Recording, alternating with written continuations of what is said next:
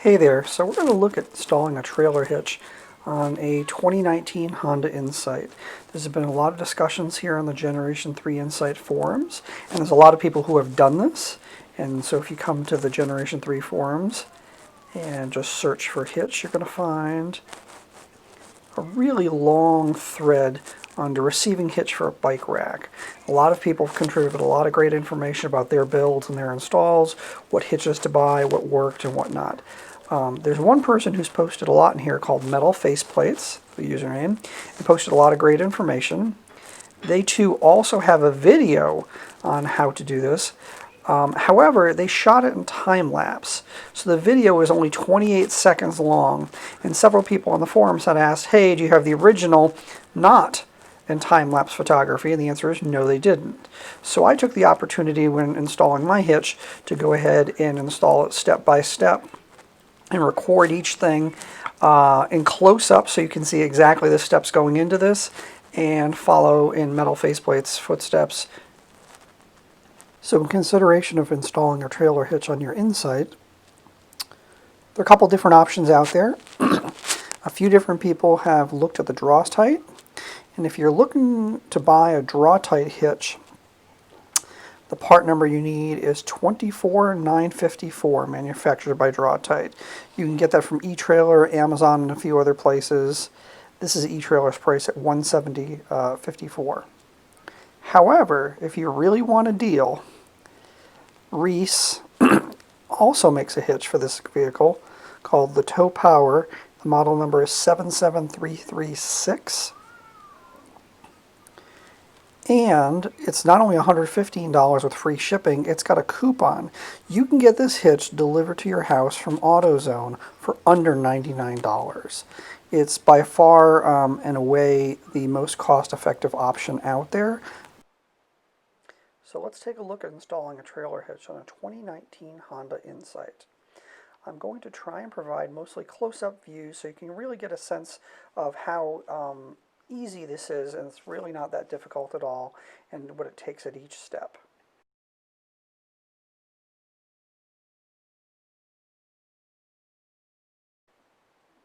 To start off, we're going to remove the 3 screws underneath each wheel well here on the driver's side. The top 2 are fairly easy to access. With a Phillips head screwdriver, you can get a straight shot and access them and unscrew them fairly easily. However, the bottom screw located here is a little more difficult, and sometimes if you have a good Phillips head screwdriver, you might be able to remove this screw pretty easily. But if you have trouble, sometimes we use a right-handed ratchet or a driver that has a very short Phillips bit on it. This type of tool makes very quick work of screws in very tight places, and therefore you can remove them pretty easily. Once you remove the 3 screws on both sides of the wheel well, you're all set, and we're going to go under the vehicle. So let's take a look at the plastic rivets on the underside of the vehicle. Underneath, you're going to find a total of 7 plastic rivets that look like this. There's 2 on the driver's side, 2 on the passenger side, 2 across the back, and then 1 extra one right near the exhaust pipe. They're pretty straightforward to remove depending on how much dirt, grime, and road sand you have up in there, and it can take a little bit of finesse. You start with a small flathead screwdriver, work it in the edge, and slowly pry it from one side and then the other. And as you do this, it'll be pretty common to see some dirt and sand falling out. That's not unusual. You want to take your time and just go nice and easy to get it out as far as you can, and then use perhaps a pair of needle nose pliers to pull it the rest of the way, and then once the rivet has moved mostly about a ½ inch, you can grab the entire thing and pull it out. If you break any of these, it's not really the end of the world. You can buy them fairly inexpensively from your Honda dealer or at Amazon.com. Around the exhaust pipe, there are 2 of these plastic rivets, and the approach is the same. Just work your flathead screwdriver from each side slowly, use your needle nose pliers, and it'll pull it out relatively straightforward. Just take your time and be gentle with it.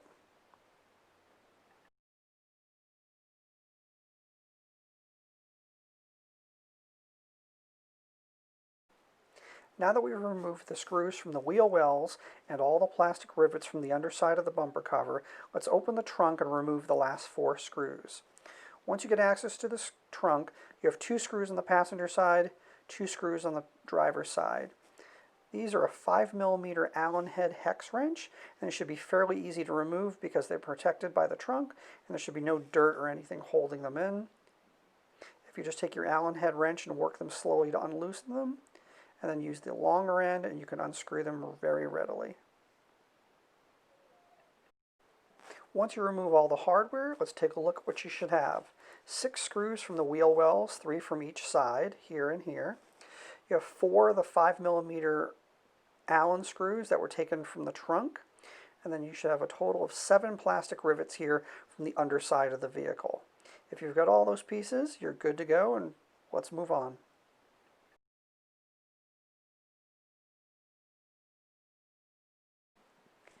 Now that you've removed all the screws, to remove the bumper cover, you'll want to pull gently but firmly, starting at the wheel well.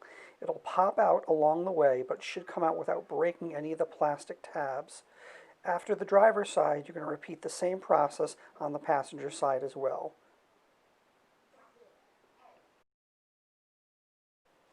The passenger side is the same as the driver's. Start from the edge of the wheel well and pull gently but firmly, and it's okay if you notice that the exhaust guard has come out and falls out on the ground, whatever. Just push it aside and hold on to it. We'll put that back in place later. Now that the bumper cover is detached on both sides, we're going to grab it gently from the middle and the bottom and pull up. And just like that, with a few firm tugs, we have the bumper cover removed from the vehicle and the rear bumper exposed.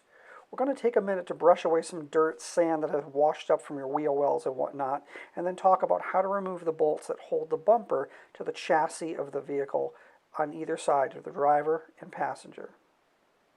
There's a series of bolts we're going to have to remove, and we'll show those up close.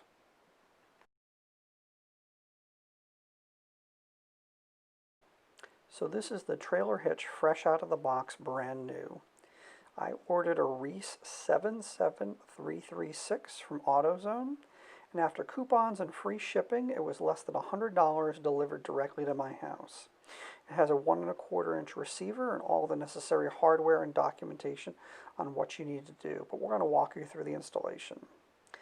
Next, we're going to go ahead and clean some dirt off the bumper and show you how to remove the bolts that are located on either side. 2 here on the top, 2 on the bottom of the passenger side, and the same on the driver's. After unpacking the hitch, again, this is a Reese 77336. It comes with all the hardware, bolts and washers, along with installation instructions. The first step is to remove the 4 existing bolts on each side of the vehicle. I've removed one here, so you can take a look and see the size of the existing bolt. This is a 12mm socket. And these are the new bolts that you're going to be installing to replace them. Again, they have to be longer because the hitch assembly is approximately 1/4 inch thick, requiring the longer bolts because the bumper will sit a little further away from the vehicle. On the driver's side, we're going to repeat the process, again using our 12mm socket. We're going to remove the bolts holding the bumper in place, but we're only going to loosen the top ones for the time being to make sure nothing falls off. These were put on the factory and should not be terribly hard to get out. There's 2 on top and then 2 under here on the bottom side as well. I'm working mostly alone, so I don't want to remove all 4 at once. So I'm going to remove the 2 bottom ones and 1 of the top ones, leaving 1 to hold the bumper on the driver's side, and then repeat the process for the passenger side. We remove the first bolt on the driver's side, but to access the bottom bolts, because of the clearance here, it's far easier if you have an extension on your ratchet. Whether you have a 4-inch or 6-inch, doesn't matter. It just makes life easier to keep your knuckles intact and get in there and get at those bolts.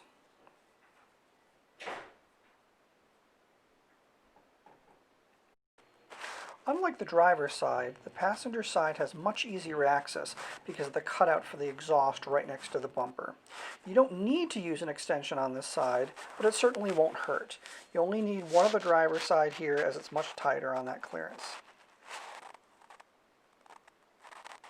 Once you've loosened up the bolts, You can loosen them up a little bit, and it's very easy to finish taking them out just using your fingers.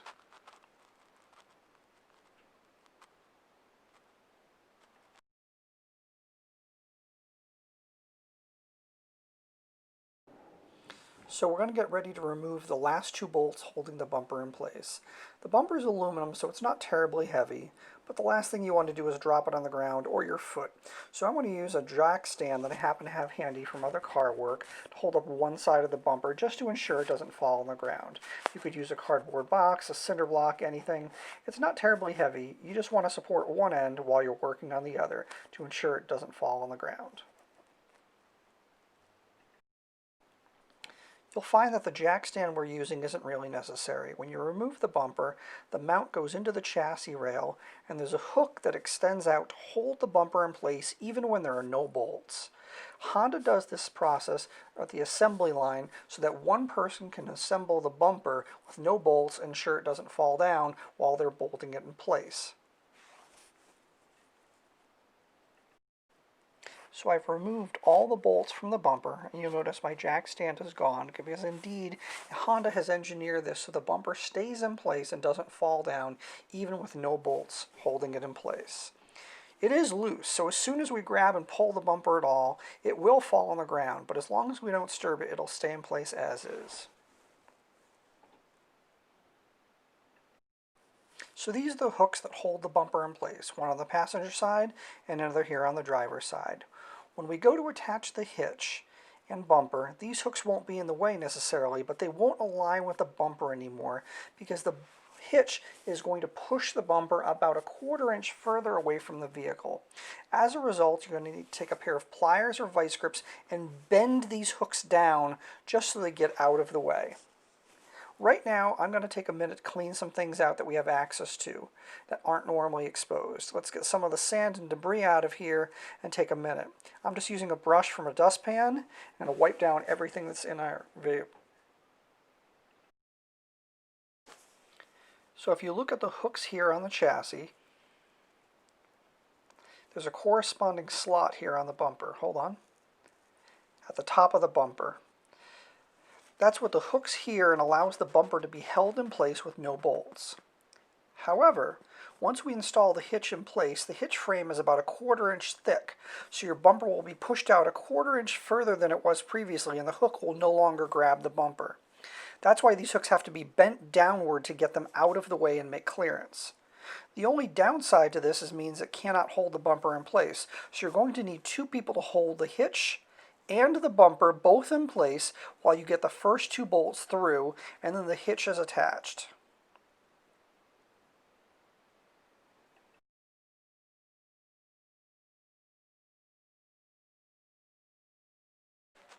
I've saved some time with two people in the frame and jockeying things into position, but you're definitely going to need a second set of hands to hold the hitch and the bumper at the same time. What you need to do is get one bolt started on one corner and then repeat the process for the other side. These two bolts, even though they're loose, are doing everything you need to hold both the bumper and the trailer hitch completely in place. One thing I could point out about this manufacturer for the trailer hitch in particular, these washers that come with it, if you noticed, on one side it's smooth, and on this one I put the washer on backwards because it was the one holding it. I was in a rush. But they're actually a little bit of teeth to bite. You want to make sure those are facing the vehicle or the trailer hitch. So this one was installed correctly, and this one, if you look, you can see the ridges around it is incorrect. It's facing out. It needs to face towards the frame. So we're going to go ahead and take that one off and tighten it back up. And then we're going to repeat for the missing ones on the bottom, and then we're good to go. So we're going to start by hand tightening these bolts on now, which is using a regular socket wrench. However, we'll check the manufacturer from Reese, and they specify that you should use a torque wrench and tighten these up to 20 foot-pounds per bolt. So you can see the fruits of your labor at this point. The hitch is bolted on and secured appropriately. All 8 bolts have been torqued to 20 foot-pounds, and the receiver is centered on the vehicle. We're going to make some cleanup to the bumper cover to get some sand and debris out of it before we put it back on, and then we need to make a cutout for the bumper where the receiver protrudes from the center to allow that. We're going to fit the bumper cover in loosely in order to mark where we need to make a cutout for the receiver. To do this, what I've done is put the bumper and cover in place on the driver's side and attach one of the 5mm screws at the top. You won't be able to get the other side installed completely because the receiver for the hitch is in the way, so I'm using my jack stand below just to hold it as close as I can in the right position. And what you'll find is the receiver looks pretty good. We just need to mark the plastic on each side to know where the hitch receiver aligns with the bumper cover so we can make a cut in the plastic and allow the cover to fit on snugly and properly. In order to make a cutout in the bumper cover, I've made a whole line right here on the side of the receiver with a Sharpie to note where we have to cut, and I've made another one on the other side. As for the cover itself, I measured the distance between the closest rivet hole in the frame and the rivet hole in the bumper cover to determine how far the bumper cover needs to move forward. I've taken that distance and transferred it. So this is the side mark on the receiver that measures left, right, and these two marks on top measure the same distance that I measured between the two rivet holes. Now we're going to remove the bumper cover. Now that we have the bumper cover removed and turned upside down, I've taken the marks that I drew underneath the vehicle and drawn solid lines to note where we need to cut. We're going to use a sharp razor blade to cut these and make a super clean cut. In order to make a clean cut, I'm supporting the bumper cover with a small side table, and I've placed scrap 2x6 blocks underneath to support it. By supporting this, I can get a clean, solid, and a very firm pressure, and I'm cutting into scrap wood, which I don't mind. To cut the cover, I'm using a razor blade and an aluminum square as my straight edge. I was able to hold down and cut each side by using the speed square on each side as a straight edge, and then repeat for the other side. And now we're going to repeat for the back edge and finally clean this up to put on the vehicle. After some measuring and careful cutting, the cutout for the receiver looks nearly perfect on the first try. In a minute we'll see if we got it exactly right. The first thing you're going to need to do is fit the bumper cover back in place, and then loosely attach the two 5mm screws on the passenger and the driver's side. Don't tighten them completely yet. We're going to see how this fits. We may have to trim a little bit more around the receiver once we get it underneath the vehicle. Next, we're going to take the bumper cover on the passenger side and just bump it back into place with your hand, sliding down the rail. There's no screws holding it in place. We want to just see how it fits first. Once we do that, we're going to repeat the same process for the driver's side. Just push it into place and bump it gently with your hand. Now let's go under the vehicle to see if the rivet holes line up or not. We've got a rivet hole here, and it looks like the bumper cover doesn't line up by maybe a quarter to a half an inch or so. We're going to try to move the cover a little, and we do this because we have some play. When we made the cutout, we have about a ½ inch of extra room here in front of the receiver, and that's going to give us a little bit of wiggle room to move the receiver around in the cover to try to get those holes to line back up.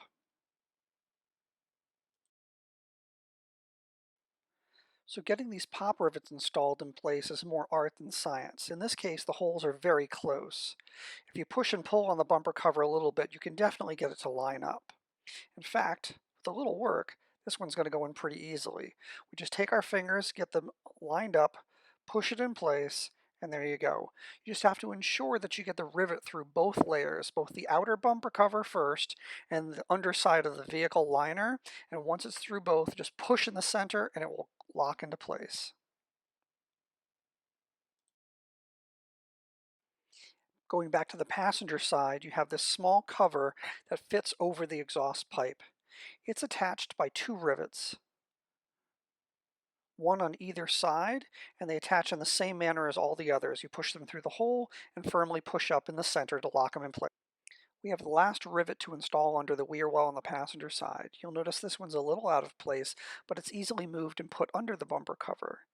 This is actually one of the easiest to install because you can get your hands on both sides to move the plastic as needed, unlike some of the center. That said, even though the plastic rivet is easier to install, I can't do this with one hand. So I'm going to put the camera down and use two hands to install this and then get done in a few seconds. So now checking the alignment of the wheel wells on both the driver and passenger side, we were able to get them back into place and ensure that the screw holes lined up with the bumper cover perfectly. So now we're going to go ahead and then reinsert the 3 screws on each of the driver and passenger side and be done over here.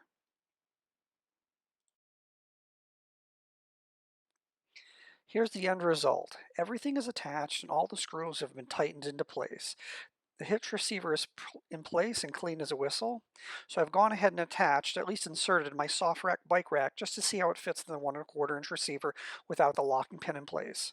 Unlike my 2011-inch sight, which is right over there, we actually had to make a cut in that vehicle's bumper cover because the bike rack tube was actually hitting the back of the vehicle.